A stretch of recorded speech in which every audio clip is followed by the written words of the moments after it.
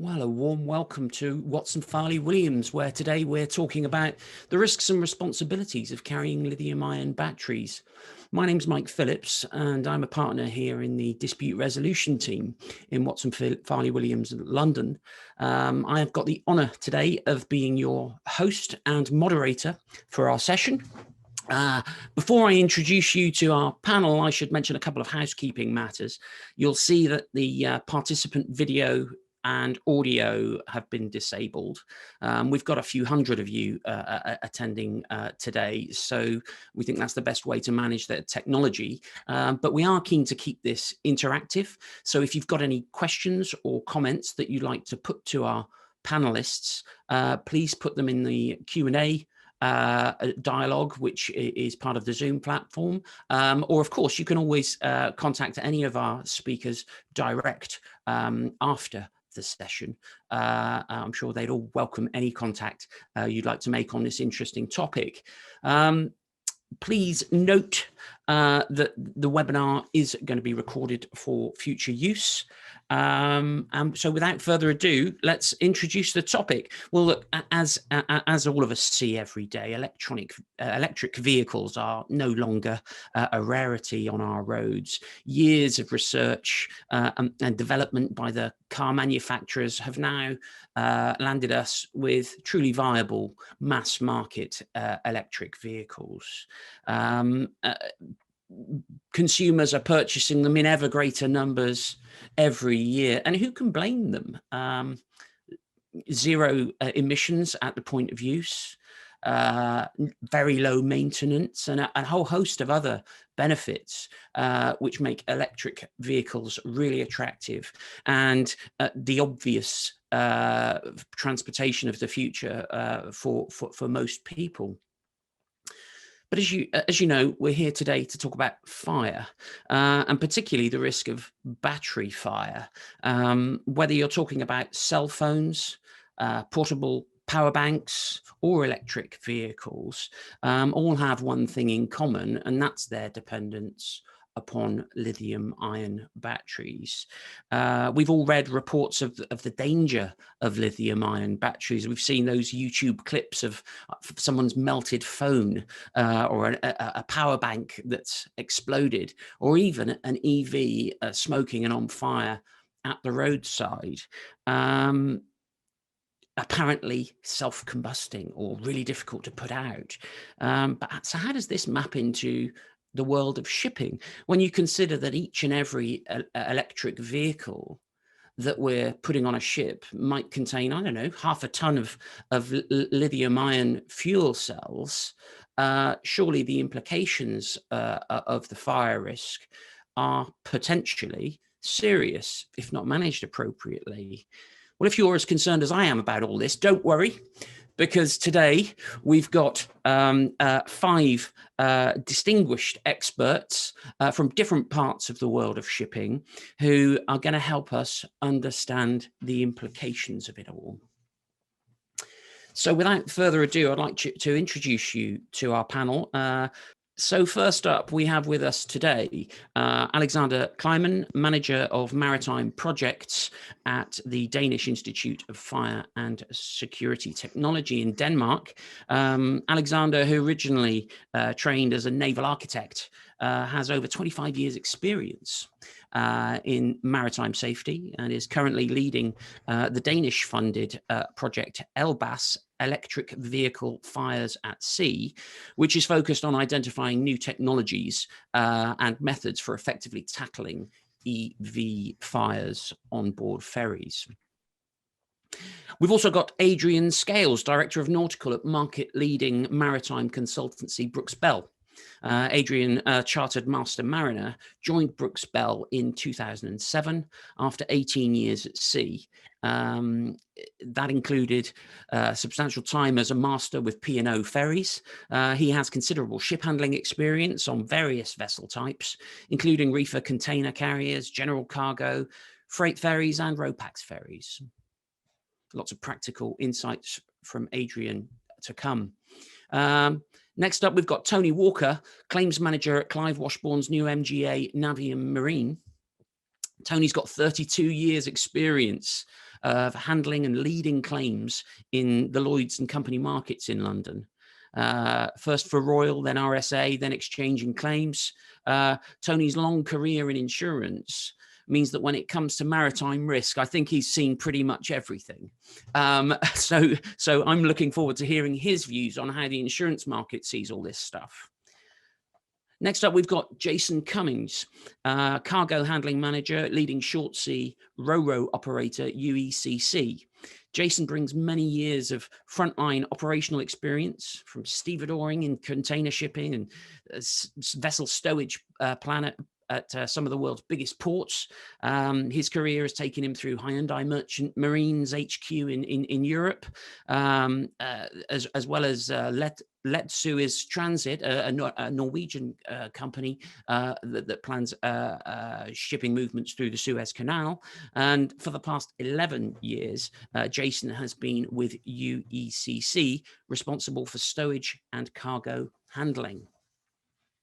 And last, but by no means least, we've got our very own David Handley, former Master Mariner and of Counsel here at Watson Farley Williams, London. David started his career at sea, where he spent 12 years, including some time on freight ferries. And having come ashore, David qualified as a solicitor and has, over the last decade, accumulated a wealth of litigation and arbitration experience in the maritime sector. A very warm welcome to you all, panelists. Okay, so without further ado, let's kick off some questions. I'd like to start off with Alexander, if I may. Alexander, tell me, I understand that DBI has undertaken quite a lot of their own research already into the fire risks associated with these kind of fuel cells. Can you just tell us a bit about what you found and some initial insights? Absolutely, and good morning, everyone, and thank you to Mike and David and for this opportunity to participate in this fine panel this morning. Yes. DBI has been very active. Well, first off, DBI is the Danish National Fire Research Institute, performing research and testing and fire investigations and many other services. But we have performed a number of battery projects over the years, both for shore-based or land-based and also maritime projects. You mentioned the LBAS project is the one we're currently undertaking, focusing on the risks associated and trying to identify techniques and methods to help the ship's crews today on board ferries. It's, as you said in the open, the development is quite rapid in the popularity of electric vehicles or alternative power vehicles, and the current techniques and equipment, it's not clear they're the right ones to have or the most effective ones to deal with such fires. We've performed research in the past on studying the actual reactions of batteries, thermal runaway, batteries as a source of power storage or supplement on board ships, also battery as a propulsion source on electric vessels, electric ferries, and now most recently are looking at electric vehicles. I think the biggest challenge that we're finding is gathering proper data. It's still very limited, and therefore research is quite important. And there are several projects ongoing at the European level, EU projects, and then national levels. And we use tools here such as CFD, computational field dynamics, and others, fire simulation tools to help model how a fire can spread and where is most critical to attack it, let's say. And in order to make these models as realistic as possible, we need this data from live fire testing and so forth. So it's building up the knowledge bank is really the key here. So it sounds like as an industry, we are right at the beginning of the learning curve. I would agree with that statement, absolutely. And I think it's important, unfortunately, and as we all know, the maritime industry is rich in tradition and maybe a bit conservative in the development of new regulations. Unfortunately, so many times it's a result of tragedies or accidents. And in this case, I really hope our ambition is to be ahead of the curve and to try to assist in identifying the risks associated with electrical vehicles and try to find solutions and techniques and procedures and possible equipment in order to address this risk before an incident happens. And then the regulation can always follow through in the normal procedures, but to be ahead of the curve. Then you need data first. Got it. Yeah. So Jason, let me turn to Jason then. I mean, you're on the front line of this as an operator, as a major European car carrier, Jason. Do you think the current firefighting regulations are adequate for dealing with an incident involving, multiple lithium-ion battery-powered cars and with fire and all of that? Yeah, how are UECC managing it? Yeah, well, actually, what we have done, what UECC. Well, first of all, thank you for being part of this discussion. We all have a common goal towards a best practice and what can be done to mitigate the unlikely event of fire. As it currently stands, there's no specific firefighting detail for handling of electric vehicles. So what UECC has actually had to do is we have been gathering information from various sources because we realize that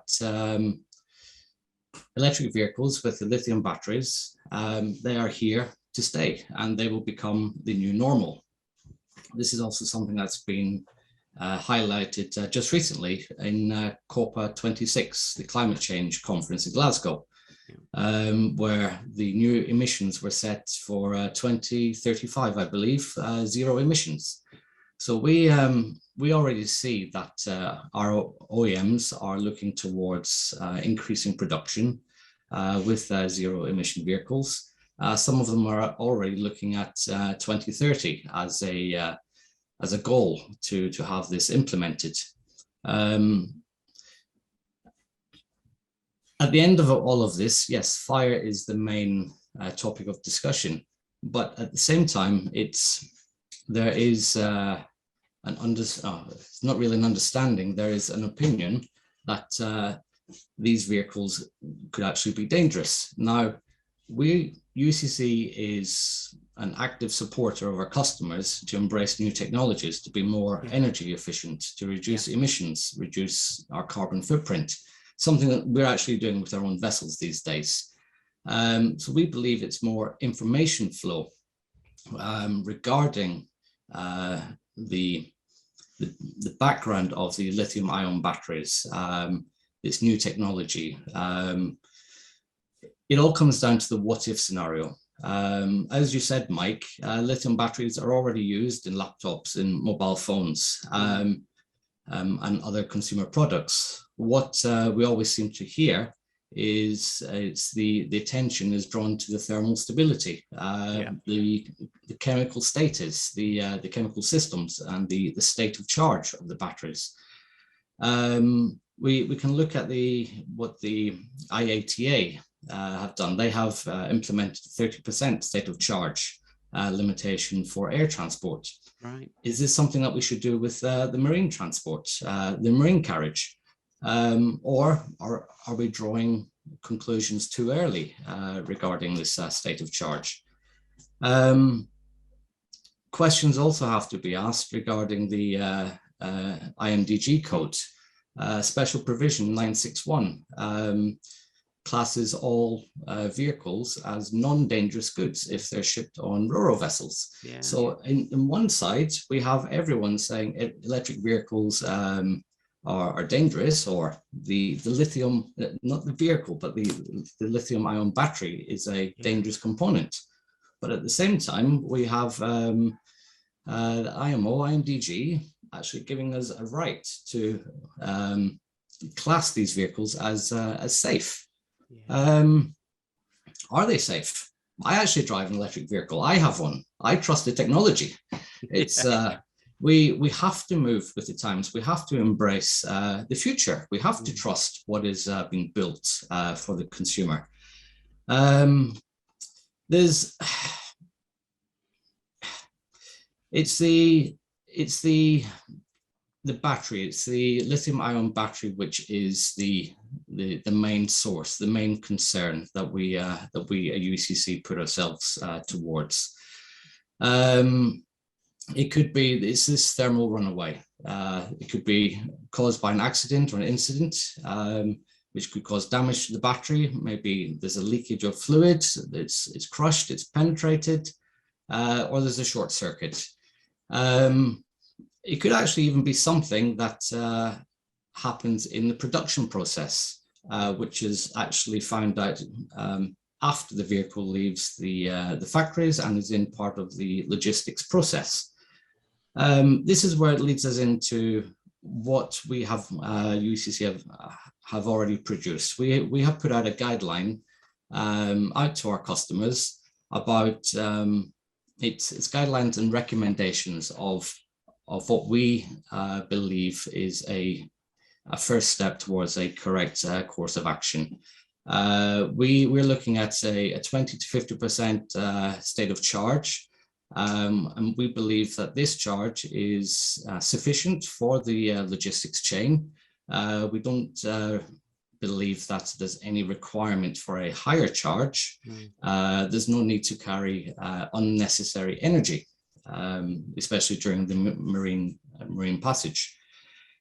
What we ask for is we also ask for safety instructions, rescue cards. We ask for the identification of electric vehicles, possibly with stickers. We know certain OEMs already detail their electric vehicles to give a clear identification for the stevedores or for the crew if a situation were ever to come up. These are sort of things that we'd actually like as best practice, common practice, and actually for all the OEMs to follow some kind of standard process, a standard routine. We believe the batteries are built with the highest quality, that they have management systems to detect faults at the early stages. We know that the batteries are, or they're commonly positioned between the two axles, protected by the vehicle's crumple zones. But at the same time, these batteries are also in a position where there could be low ground clearance issues. Now, this is something we've already taken into consideration, and we have extra supervision to detect low clearance or any vehicles which may require extra assistance. We recommend the use of spring blockers or any other means to raise suspension if possible. It's very interesting listening to you, Jason, because if Alexander has said, oh, look, there's an issue here and we're researching this because we think this could be a problem, it's clear that as an operator, you too are cognizant of that issue, but because we don't quite know what's the optimum way to manage all this, we're sort of feeling our way forward, trying to be proactive in supporting your OEM clients and doing it so that we're shipping this stuff safely. But also there's a sense of a little bit of concern about the unknown. Perhaps on that note, it's right to turn to Adrian.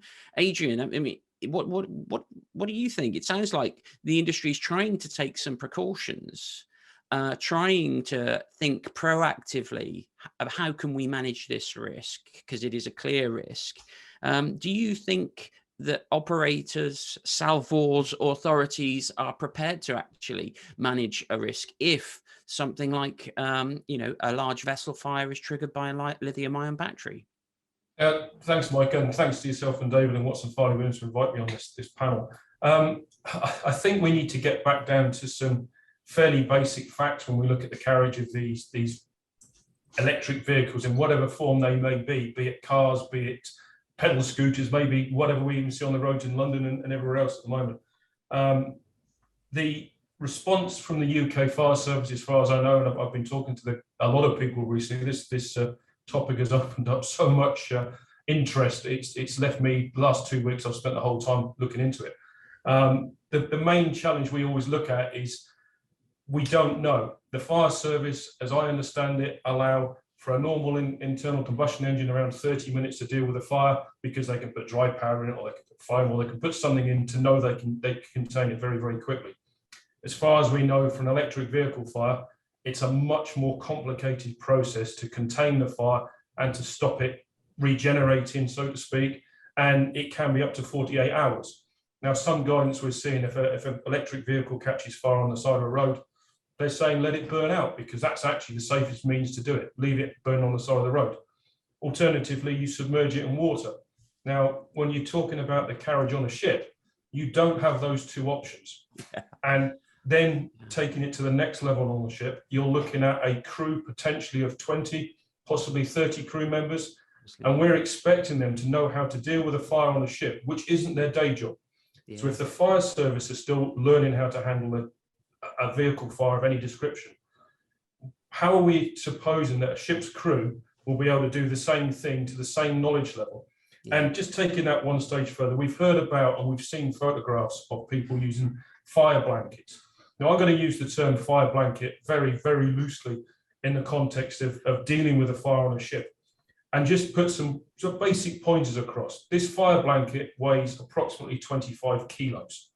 Now, if you're boarding a plane to go on holiday, you've normally got a limit for your baggage of 22 kilos, and yet we're already working at 25 kilos for a crew member to fit the fire blanket. Now, on top of that, that crew member going to deal with a fire on a vehicle deck is expected to be in his self-contained breathing apparatus and his full fire suit.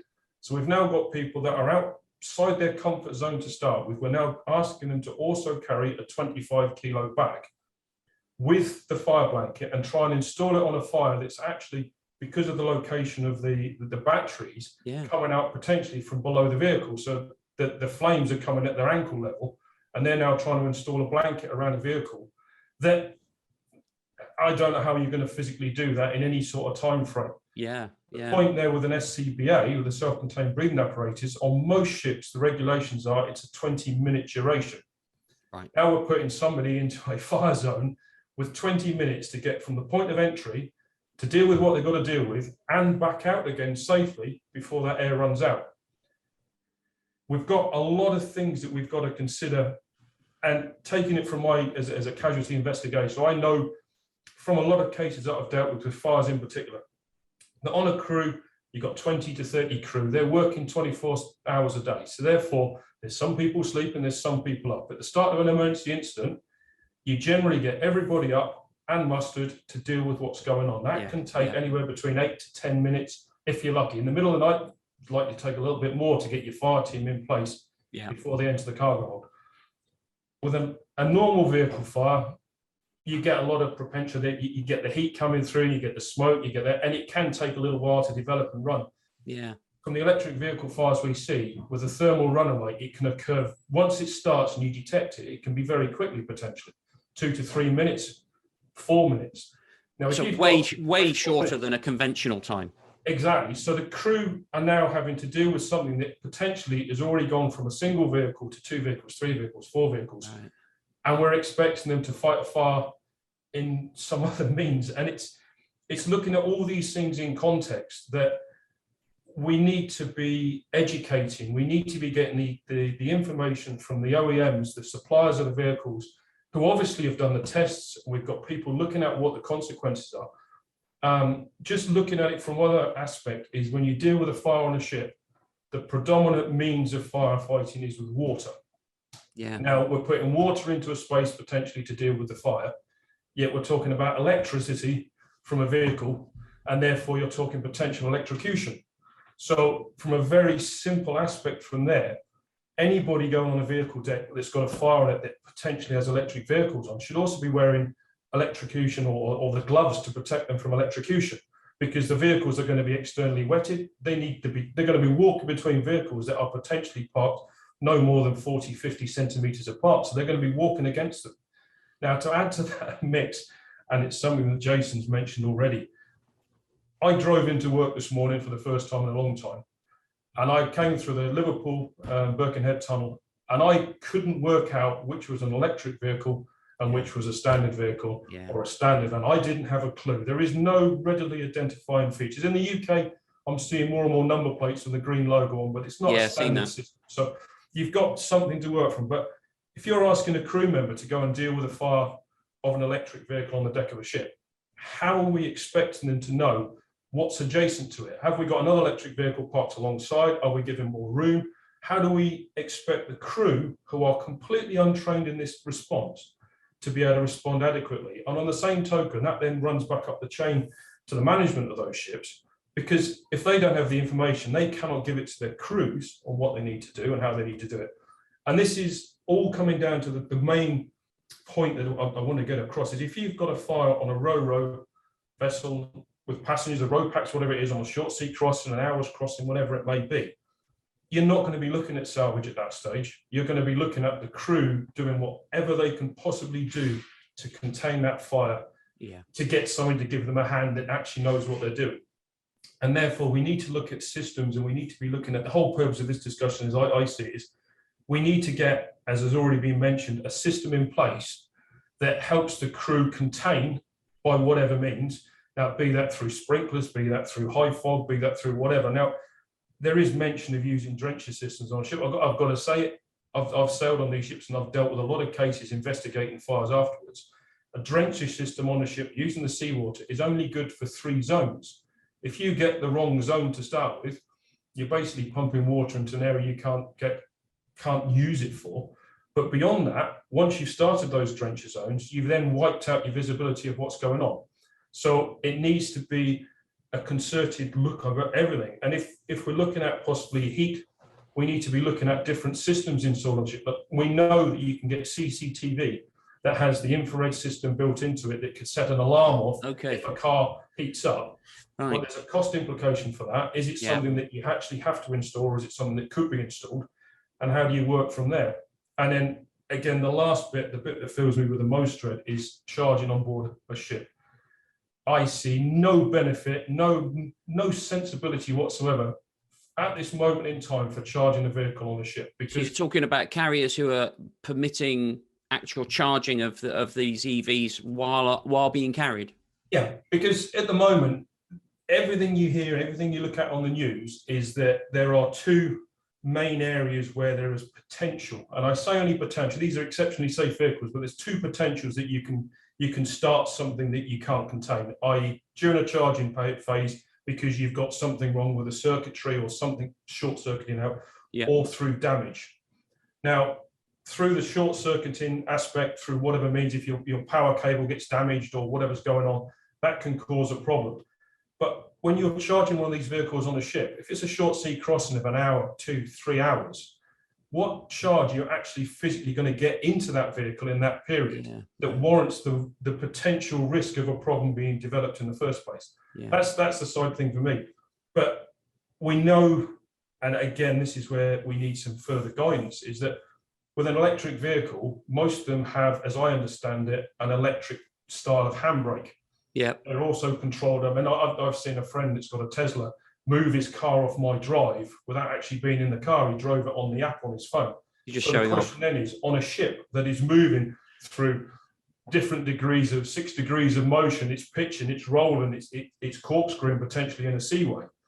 If that handbrake's not on, we've now introduced a potential for that ship or that vehicle, whatever it may be, to be moving, that then imparts the damage aspect to it. Now, with UECC and the car carriers, obviously all the vehicles are lashed down. So one aspect's removed, but they're not charging it. But if you're looking at a standard row packs going across the Irish Sea or going across the English Channel or going across to the continent, you're looking at vehicles that are not secured. They're just parked up because it's a short crossing. So if you've not got the handbrake on or there's something wrong, you've got the potential for, crumple zones are forward and aft on a vehicle because that's the way you normally expect them to go. But if you roll to 30 degrees, which is not unusual if a ship loses power, these vehicles could be going sideways, or there could be aspects on the decks that could be coming into the side where you've got the batteries underslung or going under the vehicles. Again, it's just adding to the bits that the crews have to consider to deal with. And there's so many little nuances that we need to consider as an industry in order to give the crews on the ships and the managers of those ships in order to then make sure that everybody is safe. So we don't end up with another major headline shipping incident. It could potentially have been avoided because we put in place the things that we're looking at. And yeah, it just, there's so many bits. There's a huge amount there, isn't there, Adrian? I mean, so Alexander's saying, hold on, we're trying to find out about this risk because there's clearly a new element of risk. Jason's saying, well, look, we don't really know what all the implications of all this are yet, but we're trying to improvise some obvious and thoughtful ways to do this in a way that's good for our customers and good for everyone using the sea. And Adrian's saying, well, this is a different type of risk, and it's just not covered by the default existing routine procedures. It's just not. And what's more, there's no obvious easy fix because this is proposing very particular problems, the mechanical, practical problems of how do we avoid such an incident in the first place, and then secondly, how do we manage it if it does happen? I suppose against that background, which all sounds like there's a lot going on here, and we haven't solved it yet. Naturally, at least as the lawyer, I say, well, all this is insured, isn't it? and you know, what do the underwriters make of this? Surely all of this is covered, isn't it, Tony Walker? Hello, Mike. Well, I've just managed to overcome the technical challenge which most worried me this morning. I've managed to unmute myself. Oh, right, yes, but, I can confirm we can hear you. Yeah, there you go. Hello, everyone. I think I share everyone's concern, and thanks to David for inviting me to take part. And since I got the invitation, it's certainly been a very steep learning curve for me. And I think I could say it's going to be a very steep learning curve for the market. We are clearly on the cusp of some tremendous technical changes. And what the London market has shown through time is that it's managed to adapt its procedures and adapt its assessment of risk and how it handles it. So I've been looking at how we view this risk, and some of the concerns I've got is, do we really view it and understand the risk?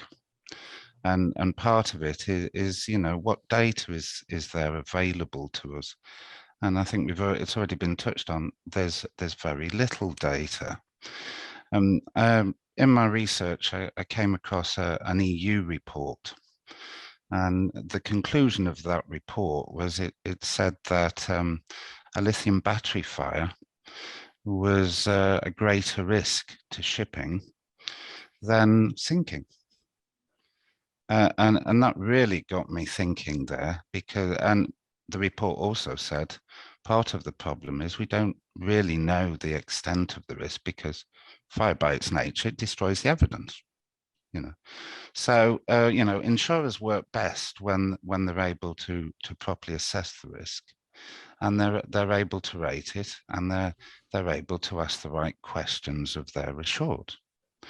So looking at some of the issues raised, well, car carriers, I've written down here some of the recent car fires: Honor, Autobanner, Grand America, Sincerity Ace, Diamond Highway. And anybody who wishes will be able to find those details quite easily, I think. And one of the questions there was, what would have happened if these had been EVs, or, you know, or if they'd been nearby? How much bigger an issue would these losses have been? You look at how ships are evolving with their fuel and propulsion systems. Batteries are becoming much more popular now for short range shipping, tugs, short-range ferries, as we've discussed, leisure, super yachts. One of the statistics, another statistic I came across, there was 55 super yacht fires since 2000. There's probably a few more now, actually. Wow. Wow.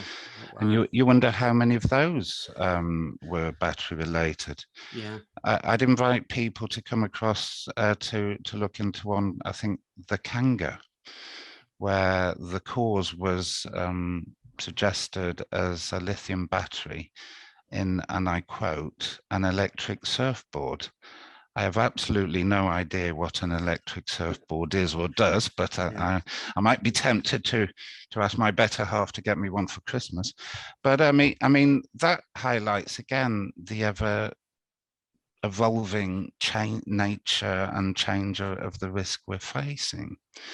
I think a lot of people here would have seen the tragic dive boat incident where a number of people lost their lives. I think it was off Canada. Well, I read somewhere that the suggested cause now may be the charging system they were using to charge their mobile phones.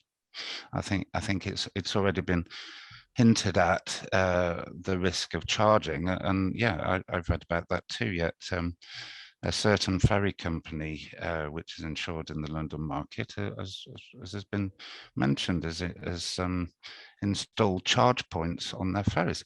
Do they understand the risk? Do we understand that risk? So at the moment, I think I used a little bit of poetic license in answering your question, but you say, are these insured?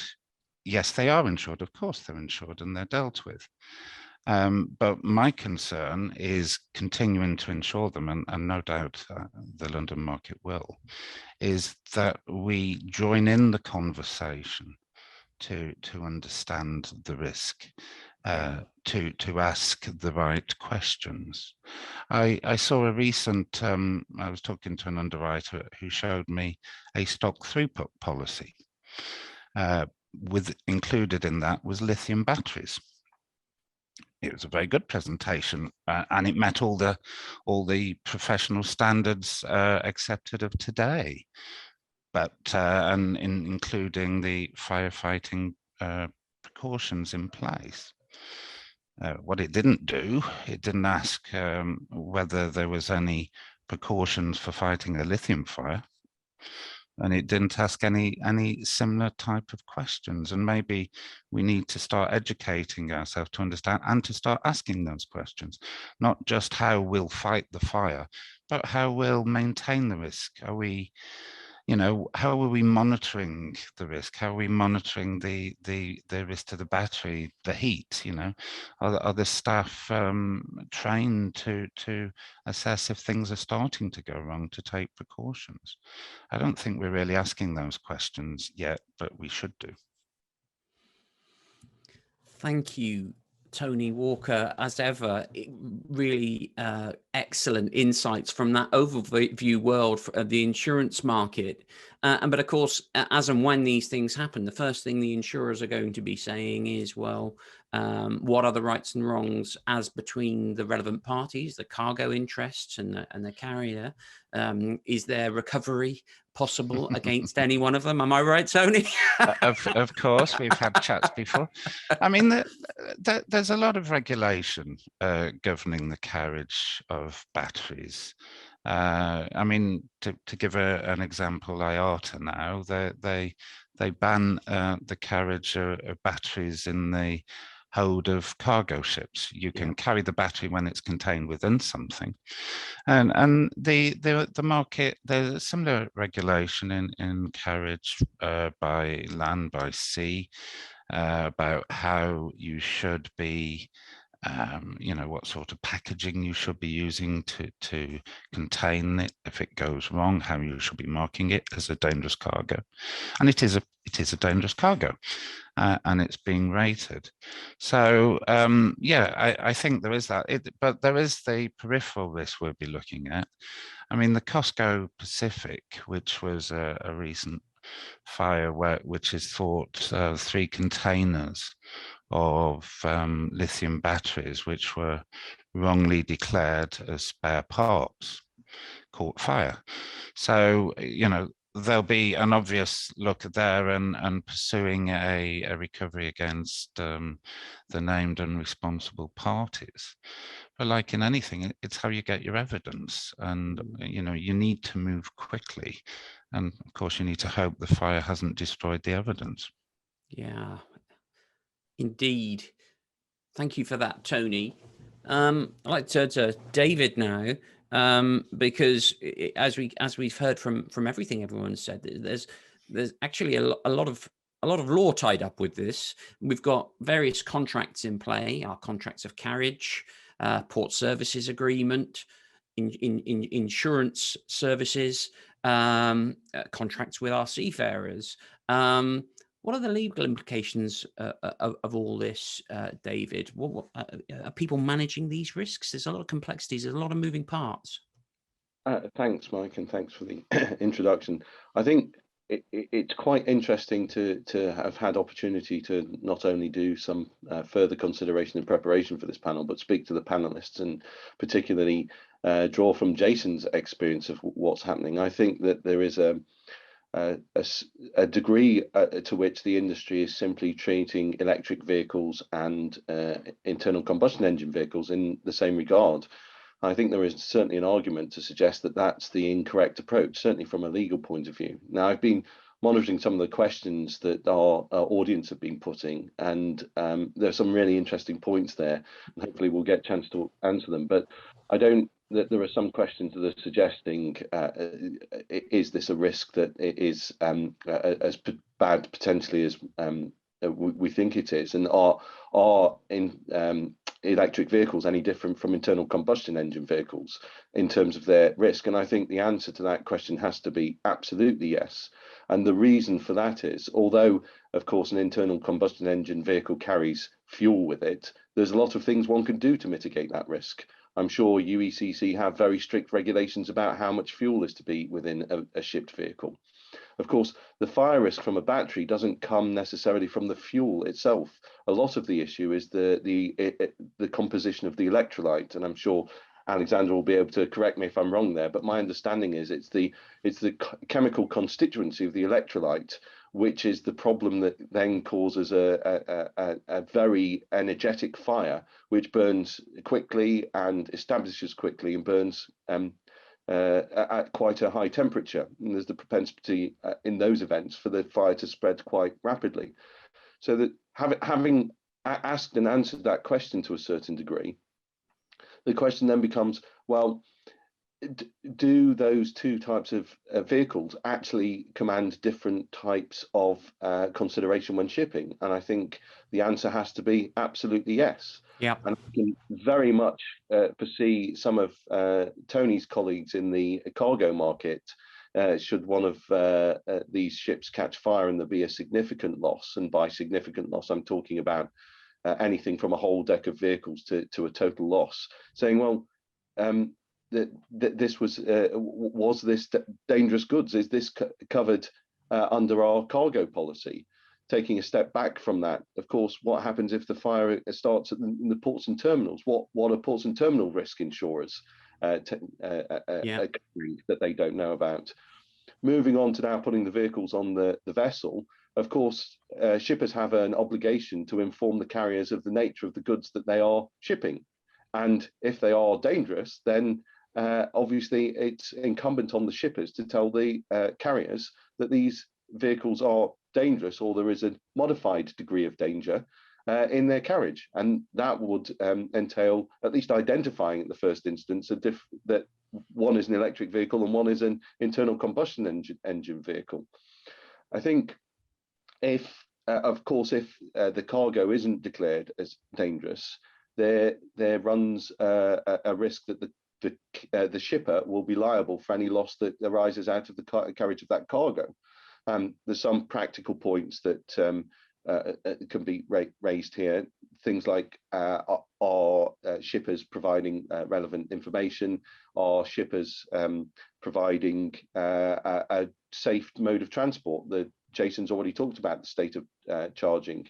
Are OEMs working in the supply chain to put in a mode, shipping mode, where if batteries are inadvertently plugged in, they can charge to no higher than a certain level of charge. So we know that they're safe when we put them on board.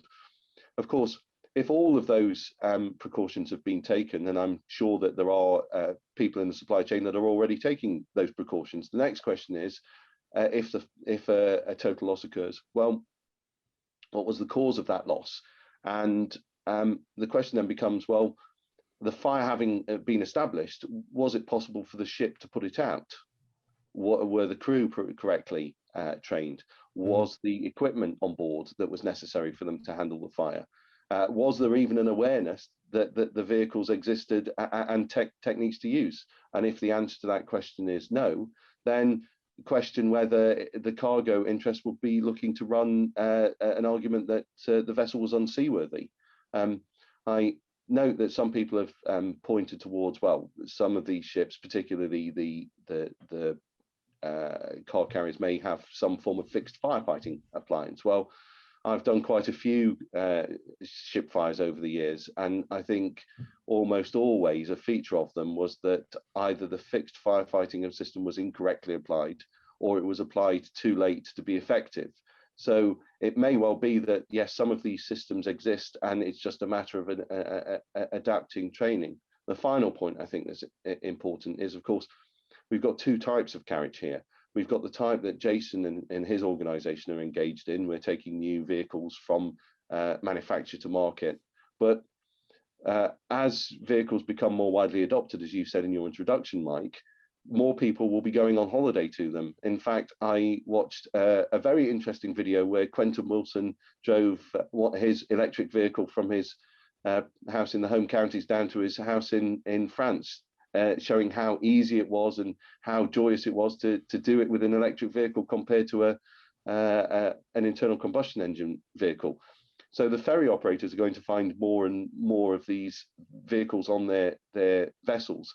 I think this comes to another point that's in the question, just to wrap up the issue, is that I don't think any of us are saying that there's an increased risk because the electric vehicles are inherently more dangerous than internal combustion engine vehicles. I think one of our audience has put in his question that there are statistics to suggest that that's not the case. But of course, it's not that there are no electric vehicle fires. So as the number that are transported increase, one can only assume that the risk of an event like this happening increases in a commensurate way. Yeah, agreed. Thank you for that, David. And it's great. So if we sort of assemble some of the thoughts that we've got so far in that legal context, I suppose you're saying that,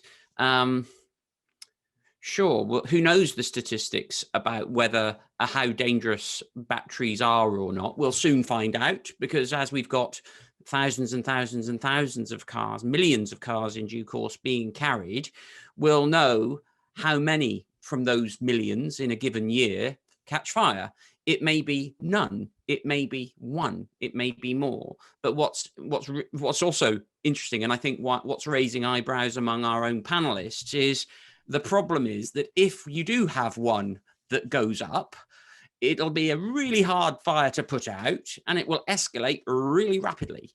And so because of the scale of that risk, it is something we need to think about. And I suppose as we walk towards some tentative solutions and ideas for solving this, I mean, I'm just looking through some of the questions, and thank you for everyone for putting forward some questions. Please keep them coming, because they're great. There's a theme going through many of the questions, which is, yeah, but you know, is it really that bad? And well, come off it, sort of thing, which I do understand. I must say, you know, there have been times when I've been thinking that one in the early days of this, preparing for this seminar. But I wonder if it's worth Alexander explaining to us a little bit more about the mechanics of a lithium ion battery fire, how they can start by surprise, as it were, and then the properties of that fire and what makes it so it escalates so dangerously and makes it so difficult to put out. Thank you. Yes, I think it's important to consider that the risk may not be higher as such as far as the frequency, but it's the method is completely different. So far, our research has shown that that we have to think new procedures and new approaches. The importance of early detection. I mean, as you say, the fires develop more rapidly potentially and spread more quickly. So the earlier we can take action, with the better, and that's really true with any fire, but in particular with these types of fires. I won't comment specifically on the properties of the batteries, as I'm not the battery expert in the group here, but we do have colleagues looking into that. But I think there's several sources. So one, it's already been discussed about the potential rough weather and the damage to a battery. But one also should keep in mind that fires may occur in a traditional petrol-driven car or in a refrigeration unit or something that can spread to an electrical car. So it may not just be the battery itself that is the origin or the source of the fire, but is a risk of spreading. And I think I totally agree with everything that's been said. I think it's the identification of awareness is key, because currently, at least speaking on ferries, they don't really know if there is no standard yet of having a number plate with a certain code to indicate that it's an electric vehicle, and not every ferry company requires a registration. You have to register how many adults and children and so forth, but you don't have to actually, and how tall, and if you have a caravan or something on the back, but you don't actually have to register if you're an electric vehicle. That maybe would make sense as a good practice to at least give the crew a chance of knowing that it's on board.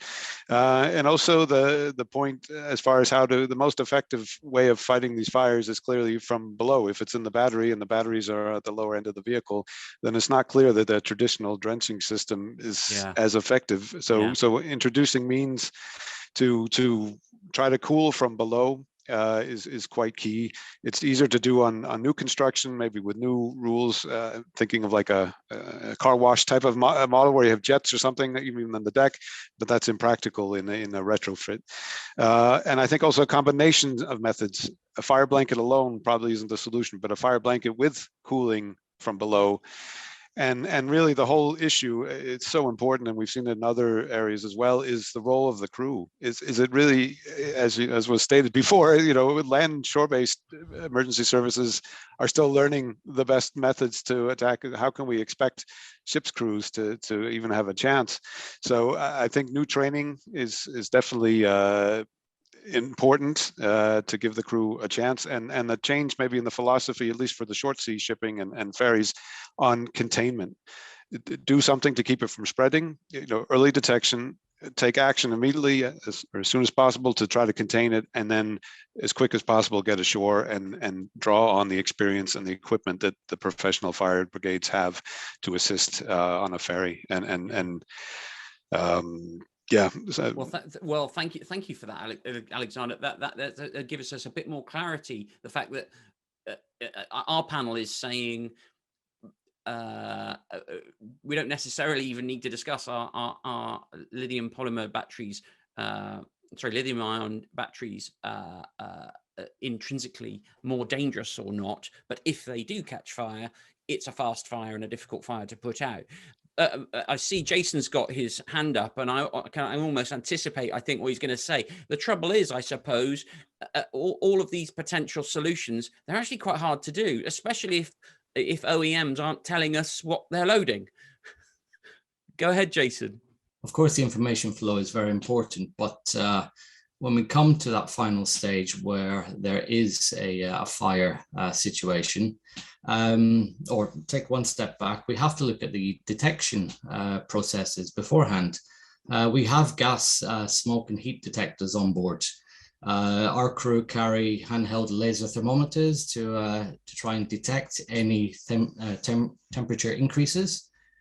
But it's that first reaction, that early detection, that evaluation of what to do. Do we go in with water hoses. Is it possible to actually contain a fire without actually moving on to turning off the exhaust fans and shutting the dampeners and then deploying CO2 or foam? It's we know that these procedures will actually put out fire of a standard ICE vehicle. We can contain the fire. We can also use the fire blankets that we have. But the issue that we see with the electric vehicles is the energy source, which is the battery pack. So if your vehicle is on fire, yes, we can deploy the CO2. We can make that quick decision. We take in the loss of that cargo area. We deploy the CO2. We extinguish the actual fire, but it's we have to consider what we do with the battery pack. How do we cool the battery pack? What is the time frame? What's the scientific evidence or information behind the cooling of a battery pack when it has reached its thermal runaway? Are we looking at several hours, or is it days? That's the we can, as I say, we can contain the flames and the fire, but with the use of CO2 or foam systems. But as soon as that is off, is there the chance for reignition from these battery packs if they're not cooled in time? Maybe a focus has to be directed that way. A vehicle is a vehicle, according to our OEMs, according to the everyday consumer. So it's actually, maybe it's the battery pack firefighting is the key to this whole situation. Maybe that's the sort of start of the conversation here. I'd like to come to Adrian on that, but before I do, I see Tony's got a point that in response to, I think it was some of the stuff that Alexander was saying. Tony. Well, it was also I was reading some of the questions on Q&A, and I'd like to deal with that, and it's about regulation. I think as I touched on, there is a lot of regulation regarding carriage, both by air, sea, road. The fact that that regulation seems to be changing quite a lot makes me wonder how effective that regulation is. What I do wonder is whether regulation is quite caught up in the warehouse and the storage sector, and whether we should be looking at that urgently and asking the right questions. And if anyone wants to really understand the risk of what can go wrong when a warehouse containing lithium batteries goes up, then I would ask them to Google Morris, Illinois lithium battery warehouse fire. And if you should be concerned when you read that. And I think going back to the EU report I sort of touched on, and it concludes with a recommendation that ship architects include in their design methodology to fight and contain fires, but it's only a recommendation. Recommendations are easily ignored, and at the moment I'm not aware of any examples where they have been followed. So maybe we really need to beef up what the regulators are doing on this. Agreed. And of course, but the regulators have to be guided by, the science that is provided to them by people who truly understand these battery technologies and can read that into what procedures need to be adopted on ship. I mean, Adrian, what I'm hearing is, okay, there's a particular type of risk when it comes to batteries.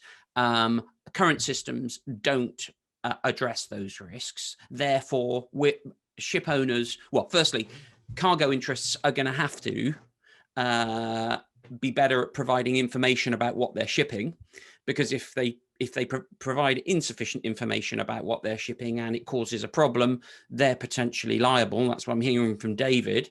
and in any event, a ship owner wants to know what he's carrying and then adopt whatever is the safest procedure for that. If you obviously, we're not going to draft a new procedure for ship owners on this discussion today, but if you were to highlight, Adrian, basis the kind of information that we've got right now, if you were to highlight one or two things, simple things that ship owners might do to enhance the safety of the carriage of these types of cars, what might you highlight, just on a preliminary basis for the benefit of our audience? Because a lot of our questions are saying, yeah, but what can we do about this?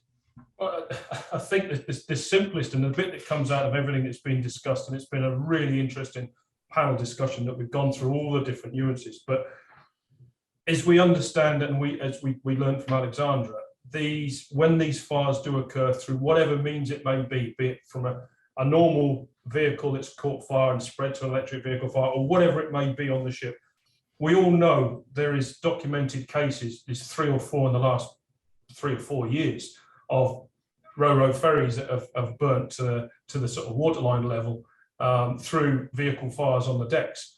There's been a recent car carrier fire that wasn't an electric vehicle fire, but the control of that fire was lost, and we've got a major loss on our hands from that case.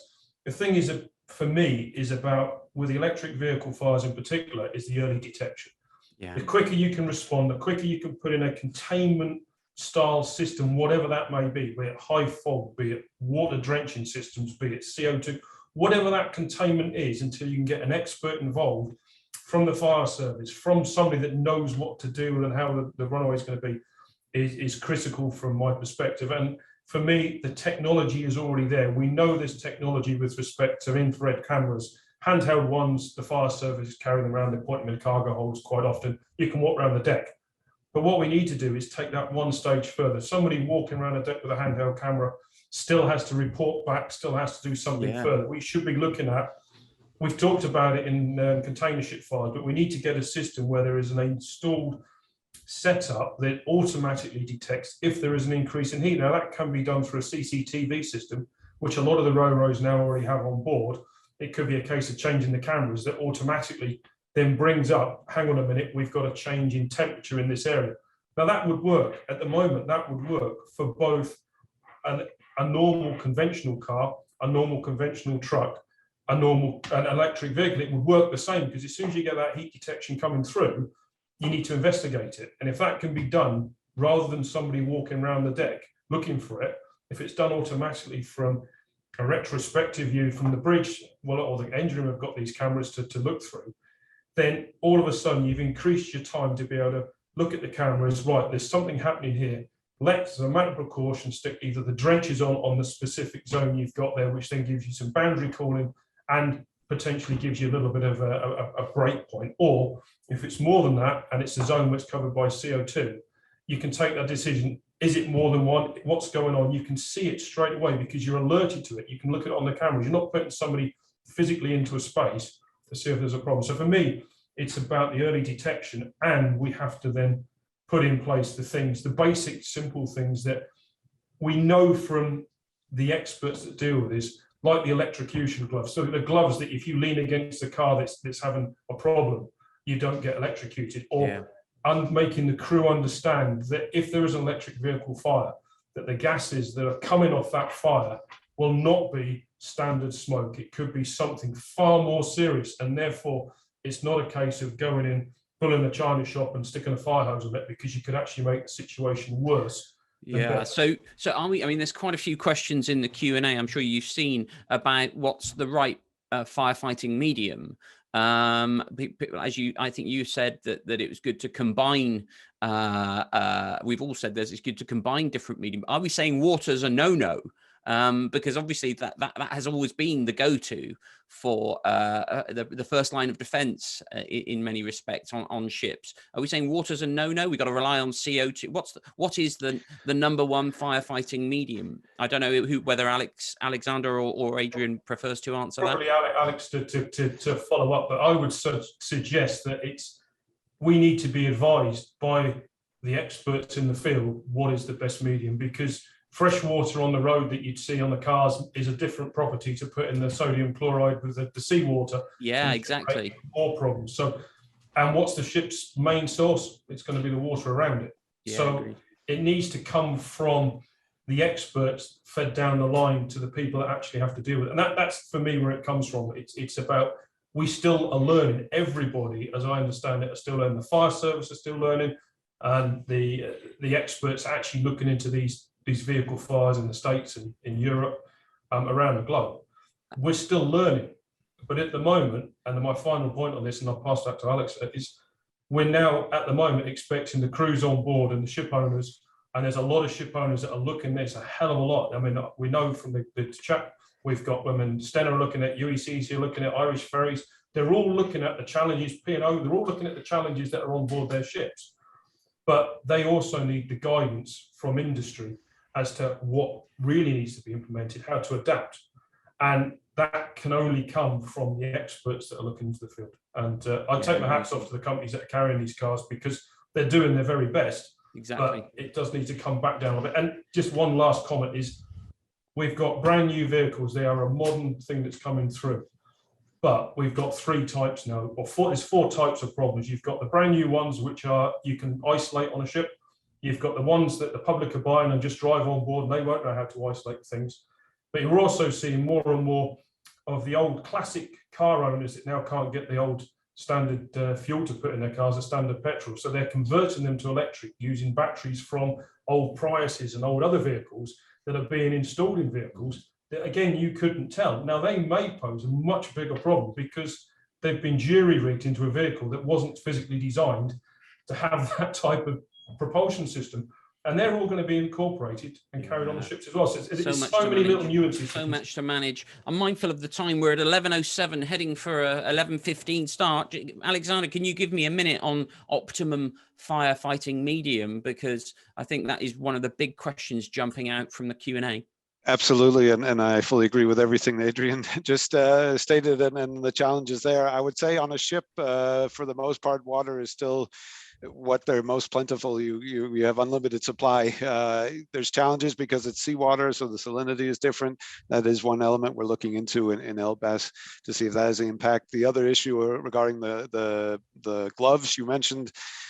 What about the rubber firefighting boots standing on a steel deck? There's also concerns there, and then that closed loop. But as far as mediums, we're investigating various. There are products available that can help.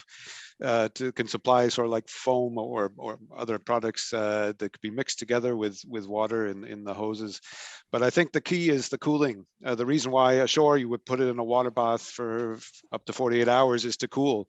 The disadvantage, let's say, with the CO2 is it doesn't cool. It removes the oxygen, but can flare up again. And especially with thermal runaway, it's the heat and the risk. We didn't really touch into it, but of the heat generated melting an aluminum deck on a ferry is a great concern. So I think it's a combination, and we certainly hope to identify in LBAS, or at least consider various means. But I think we'll never go away from water, but it's just how to. Yeah, what could be added as and the order of play, all of the so many things coming into mind. Not only, you know, not only, well, what's the best firefighting medium, but also the implications for cargo planning, stowage. You know, how many cars of this type can we get on a ship if we've got to allow more spacing? Working on that sort of reconfiguration is going to be huge, and of course have therefore massive costs implications, because it changes the cost base. If I could just come with one, yeah, go ahead. No, it's just to build on one thing, as Adrian pointed out, the various, let's say, generations of electric vehicles. We have the brand new ones and the rebuilt ones. Don't forget, there's various generations of ships as well, and maybe new builds and new constructions can have new systems, but we still have fully approved ferries and other vessels sailing that have a life of many decades still, and finding solutions that can also be implemented without making them cost prohibitive for existing operators. Well, I quite agree with that. So there's so much to do, and I guess that David, on in terms of the contracts that we're seeing on our doors, I mean, certainly from my experience, I'm just not seeing adequate provision for EV carriage and the risks with that. You know, it's just literally left to the default provisions that that used to apply to old ICE vehicles. I think that that's an important point, Mike, and it's certainly something that Jason has identified from his practical experience. It seems that a car is a car is a car, and in these circumstances, that might not be the right approach, and changes need to happen. I think what's interesting is that often these provisions are only looked at after an incident, and really, my view is always they're best looked at before an incident. Jason and his colleagues want to ship the cars in perfect condition and deliver them for their shippers to market without any damage. And the best way to do that is for everyone to understand what the risks are so that correct mitigation can be put in place. It may well be that that it is unavoidable to lose one or two cars 1 or 2 times a year.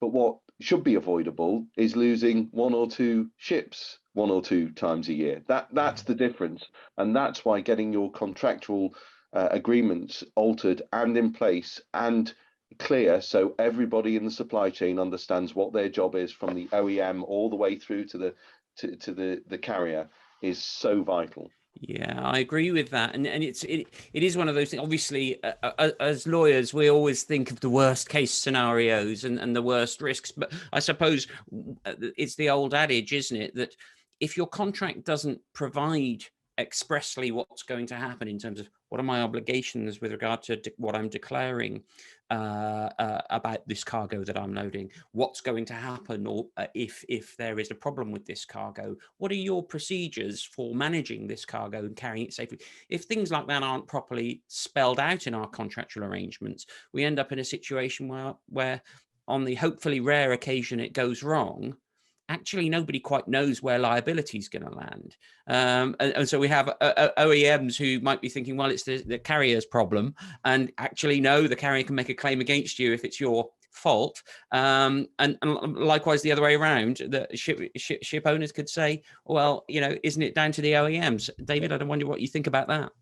Issues that are live in the industry that we spend an awful lot of time talking about, things like container ship fires, previously liquefaction, that those were all circumstances where the risk occurred and then people thought about what to do about it. Whereas I think the really reassuring thing from my point of view, and the engagement that we've had from the panelists and people outside the panel for this seminar, is the nice thing about this issue. It seems to be one that people are interested in solving before we've got a car carrier floating down the channel with 400 vehicles on fire.